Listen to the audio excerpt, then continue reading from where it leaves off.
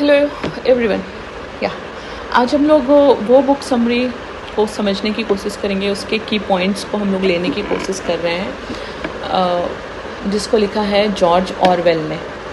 Basically it is a philosophical kind of book, right. चूँकि आपके comments में भी था कि इस बुक को कवर किया जाए, इसके कोर आइडियाज़ को ही यहाँ कवर किया जाएगा, क्योंकि बहुत सारे कंट्री में इस बुक के ऊपर कॉपीराइट के इशू बहुत ज़्यादा आ रहे हैं, राइट। तो मैंने पूरी कोशिश की है कि एक बार उस बुक के गो थ्रू हो जाऊं, जो मैं हो चुकी, और उसके जो सेंट्रल आइडियाज़ हैं उसको मैं आपके साथ शेयर करूंगी कि क्या एक अल्टीमेट फिलोसफिकल थ्योरी इस बुक में दी गई है।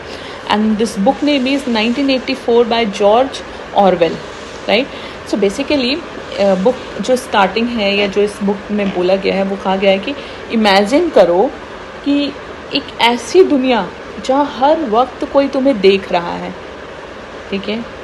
तुम क्या बोलते हो, तुम क्या लिखते हो, यहाँ तक कि तुम क्या सोचते हो, मॉनिटर किया जा रहा है।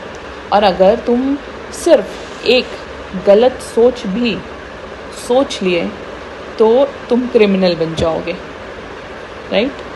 So this is science fiction सा लग रहा है ना कि क्या है, लेकिन इस बुक में जॉर्ज ऑरवेल ने लगभग 75 साल पहले की इस दुनिया की वार्निंग अपनी फेमस नोवेल जो है 1984 बाय जॉर्ज ऑरवेल में ऑलरेडी मेंशन कर दी थी। और आज हम इस बुक के पावरफुल लेसन को बहुत ही सिंपल लैंग्वेज में एज अ की पॉइंट्स और की नोट्स की तरह समझने की कोशिश करेंगे, so that we can apply in our own life also. So 1984 सिर्फ एक नोवेल नहीं था, ये एक वार्निंग थी जिसमें जॉर्ज ऑरवेल ने हमें बताना चाहा कि अगर किसी सोसाइटी में पावर एक ही जगह कंसंट्रेट हो जाए और लोग सवाल पूछना बंद कर दें तो धीरे धीरे उनकी फ्रीडम ख़त्म हो जाती है, राइट। और इस बुक में मेन मैसेज जो है वो किसी पर्टिकुलर कंट्री के बारे में नहीं है, बल्कि हर सोसाइटी के लिए एक यूनिवर्सल वार्निंग की तरह है। सो बेसिकली अगर इसको हम लेसन वाइज समझे, इस बुक में जो भी दिया हुआ उसको अगर हम लेसन वाइज समझे, तो हमारा पहला लेसन होगा कि फ्रीडम सिर्फ बॉडी की नहीं होती है, माइंड की भी होनी चाहिए, राइट। सो आपकी जो फ्रीडम है वो केवल बॉडी की नहीं, माइंड की भी होती है, तो हमें उस पर भी फोकस करना चाहिए। मतलब हम अक्सर फ्रीडम को ट्रैवल करते हैं, राइट। जॉब चूज़ करते हैं, अपनी लाइफ जीने की को फ्रीडम समझते हैं, लेकिन ऑरवेल कहते हैं कि सबसे इम्पॉर्टेंट फ्रीडम है freedom to think. Freedom to think जो है, अगर किसी इंसान को इंडिपेंडेंट सोचने का हक छीन लिया जाए तो बाकी सारे फ्रीडम उसकी धीरे धीरे मीनिंगलेस हो जाती है। इसलिए किताब हमें अपनी थिंकिंग को प्रोटेक्ट करने की बात सिखाती है। इसके साथ इस बुक में हमें दूसरा लेसन जो मिलता है वो मिलता है इन्फॉर्मेशन को कंट्रोल करना, ठीक है। हमें इन्फॉर्मेशन को कंट्रोल करना है, लोगों को कंट्रोल नहीं करना है। और हम करते बिल्कुल इसके अपोजिट है, राइट। हम क्या करते हैं, इन्फॉर्मेशन नहीं कंट्रोल करते हैं, हम लोग को कंट्रोल करना चाहते हैं। सो दैट्स द डिफरेंस जो इस बुक में हमें समझाया गया है कि ऑथर एक बहुत पावरफुल आइडिया इस बुक में शेयर करते हैं। अगर लोग सिर्फ इन्फॉर्मेशन देख पाएंगे जो उन्हें दिखाया जा रहा है, ठीक है, तो धीरे धीरे वही उनकी रियलिटी बन जाएगी, राइट। हमारे स्कूल में जो हमें स्कूल में क्लास 9, 10 या फिर हमें क्लास 1 से जो भी सिखाया गया, हम वही नॉलेज जानते हैं। अगर उससे बियॉन्ड अगर हमें कोई कुछ सिखाए तो हम थोड़ा सा अनकंफर्टेबल फील करते हैं या उसको अडॉप्ट करने के लिए थोड़ा सोचने लग जाते हैं, राइट। तो यही होता है कि जब हम वही देख पाते हैं, वही इन्फॉर्मेशन हमें दिखता है जो, और फिर हम उसी के अकॉर्डिंग घूमने लग जाते हैं और धीरे धीरे वही हमारी रियलिटी बन जाती है। इसलिए हमें हमेशा मल्टीपल सोर्स से सीखना चाहिए। अगर हमें A फॉर एप्पल सिखाया गया है तो हमें A फॉर एरोप्लेन भी पता होना चाहिए, राइट। और इसलिए फैक्ट वेरीफाई भी करना चाहिए, ठीक है, कि A फॉर एरोप्लेन जो हम पढ़ रहे हैं वो भी करेक्ट है या नहीं, ओके। और बिना सोचे किसी भी इंफॉर्मेशन को एक्सेप्ट नहीं करना चाहिए। थर्ड थिंग इसमें यही लेसन 2 में बोला जा रहा है कि जो हमारी क्रिटिकल थिंकिंग है वही इंटेलिजेंट सोसाइटी का फाउंडेशन है। तो जो हमारी क्रिटिकल थिंकिंग है उसको हमें बंद नहीं करना चाहिए।